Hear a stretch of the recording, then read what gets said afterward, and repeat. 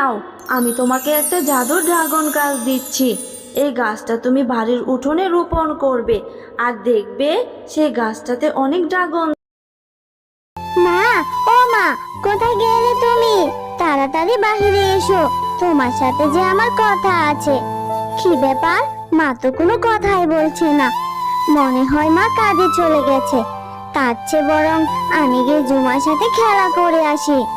এরপর টিয়া ঝুমার সাথে খেলা করতে চলে যায়।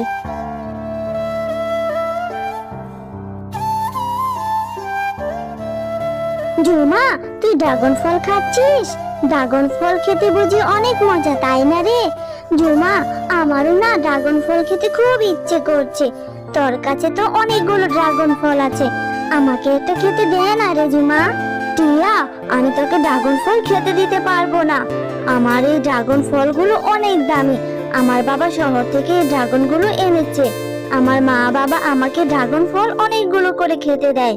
আমার মা বলেছে ড্রাগন ফল খেলে নাকি শরীরে অনেক রক্ত হয়, এই জন্যই আমাকে অনেক বেশি বেশি করে ড্রাগন ফল খেতে দেয়। তোর মাকে গিয়ে বল তোকে ড্রাগন ফল কিনে খাওয়াতে। আমার কাছে কেন চাইছিস তুই? হ্যাঁ ঝুমা, তুই এইভাবে কেন বলছিস? আমাকে একটা ড্রাগন ফল দে না রে। আমার যে ড্রাগন ফল খেতে খুব ইচ্ছে করছে। তাছাড়া আমার তো বাবা নেই, তাই আমাকে কেউ ড্রাগন ফল কিনেও দিতে পারে না। আমার বাবা বেঁচে থাকলে আমাকে অনেকগুলো ড্রাগন ফল কিনে দিত। আমার মা বলেছে মায়ের কাছে এখন টাকা নেই, টাকা হলে আমাকে পরে ড্রাগন কিনে দিবে।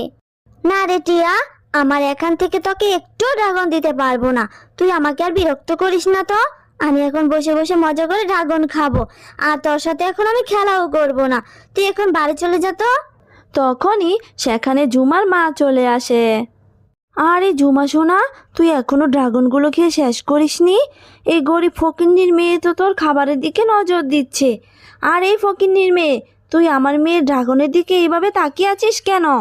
মা দেখো না, আমি সেই কখন থেকে টিয়াকে বলছি এখান থেকে চলে যেতে, কিন্তু টিয়া এখানে দাঁড়িয়ে দাঁড়িয়ে আমার কাছে ড্রাগন চেয়েই যাচ্ছে, এখান থেকে যাচ্ছেই না। আরে ঝুমা সোনা, এদের মতো মেয়েরা আসলে লোভী হয়। আমার মেয়ের কাছ থেকে বুলিয়ে বালিয়ে ড্রাগন খেতে আসছিস, ছোট লোকের বাচ্চা। তুই আর কখনো আমার মেয়ের সাথে খেলতেও আসবি না, এখান থেকে যা বলছি। কাকিমা, তোমরা এইভাবে কেন বলছো গো? তোমাদের তো অনেক টাকা, তাই তোমরা অনেকগুলো ড্রাগন ফল কিনে খেতে পারো, কিন্তু আমার তো বাবা নেই, কে আমাকে ড্রাগন কিনে খাওয়াবে? আমার মা কাজ করে যে টাকা পায় সেটা দিয়ে তো আমাদের সংসারই চলে না। আমার মায়ের কাছে তো এত টাকা নেই, এই জন্য আমাকে ড্রাগন কিনে খাওয়াতেও পারে না। আমি এই জন্য ঝুমার কাছে একটা ড্রাগন চেয়েছি। ঠিক আছে, আমি আর ঝুমার সাথে খেলতে আসবো না, আমি চলে যাচ্ছি। এরপর টিয়া মন খারাপ করে সেখান থেকে চলে যায়। আর যদি আমার বাবা বেঁচে থাকতো তাহলে আমাদের এত অভাব অনটন থাকতো না, তাই না মা? মা জানো, আর যখন ঝুমার কাছে খেলতে যাই তখন দেখি ঝুমা বসে বসে ড্রাগন খাচ্ছিল। সেটা দেখে আমারও খুব ড্রাগন খেতে মন চাইছিল। আমি একটু ঝুমার কাছে ড্রাগন খেতে চেয়েছিলাম বলে কাকিমা আমাকে অনেক বকাঝকা করেছে, বলেছে আমি নাকি ফকিন্নির বাচ্চা, আরো অনেক কিছু বলেছে। এইসব শুনে আমার অনেক মন খারাপ হয়েছিল। মা, মা তুমি আমাকে ড্রাগন ফল কিনে দাও না মা। মারে, ড্রাগন ফলের তো অনেক দাম, আর আমার যে ইনকাম সেটা দিয়ে তো আমি সংসারটাই ঠিক মতো চালাতে পারি না।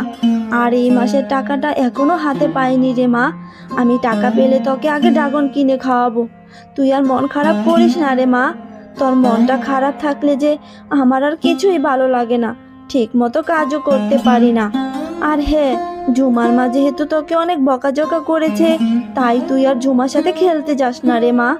ঠিক আছে মা, আমি আর ঝুমার সাথে খেলতে যাব না, আর ড্রাগন ফল খাওয়ার জন্য বায়না ধরবো না। তোমার কাছে যখন টাকা হবে তখনই কিনে দিও মা। মাটিয়া, আমি একটু পুকুর পাড়ে পানি আনতে যাচ্ছি, তুই বাড়িতেই থাকিস কেমন? আমি যাব আর আসব।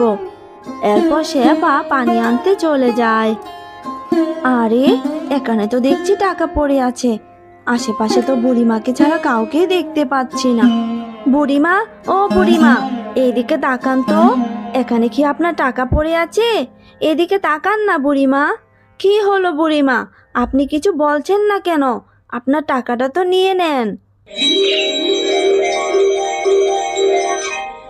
শেফা, তুমি অনেক ভালো ঔষধ। আমি বিদ্যাবেশে এখানে টাকা রেখে তোমাকে পরীক্ষা করছিলাম। তুমি পরীক্ষায় ফাঁস করেছো। বলো, তুমি আমার কাছে কী চাও? আমি তোমাকে সাহায্য করতে চাই। আমার যে তেমন কিছু চাওয়ার নেই পরি। আমি যে এক কপাল পোড়া হতভাগী মা। বাপ মরা মেয়েটা আমার কাছে একটা আবদার করলে সেটা আমি পূরণ করতে পারি না। তোমার যদি কিছু দেওয়ার থাকে তাহলে আমাকে কিছু ড্রাগন ফল দাও। আমার মেয়েটা যে ড্রাগন খাওয়ার জন্য অনেক জিদ করেছে, কিন্তু আমি আমার মেয়েটাকে এখন পর্যন্ত একটাও ড্রাগন কিনে খাওয়াতে পারিনি। শেফা, তুমি তো অনেক ভালো। এই নাও, আমি তোমাকে একটা জাদুর ড্রাগন গাছ দিচ্ছি। এই গাছটা তুমি বাড়ির উঠোনে রোপণ করবে, আর দেখবে সেই গাছটাতে অনেক ড্রাগন ধরবে। আর সেই ড্রাগনগুলো তোমরা খেতে পারবে, আবার বিক্রিও করতে পারবে। তাতে করে তোমাদের সংসারটা ভালো মতো চলবে।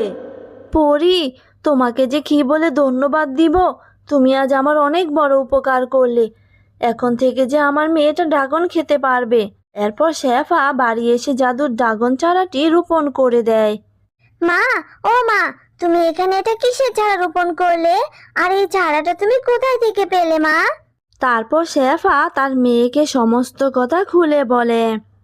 মা, তুমি সত্যি বলছো এই গাছে ড্রাগন হবে?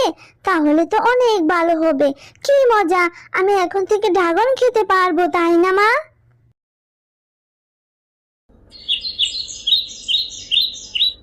মা দেখো না, আমাদের উঠোনে সেই জাদুর গাছটা কত বড় হয়েছে, আর গাছে কত ড্রাগন ধরেছে। এখন থেকে এই ড্রাগনগুলো আমরা খাবো, তাই না মা? হ্যাঁ রে মা, এইবার মনে হয় আল্লাহ আমাদের দিকে মুখ তুলে তাকিয়েছে। এইবার আমাদের অভাব অনটনও দূর হয়ে যাবে।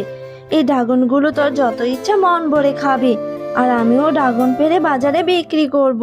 তারপর শেফা ড্রাগনগুলো পেড়ে বাজারে বিক্রি করতে থাকে। আর এইভাবে ড্রাগন বিক্রি করে মা ও মেয়ে সুখে দিন কাটাতে থাকে। তাদের আর কোনো অভাবই থাকে না।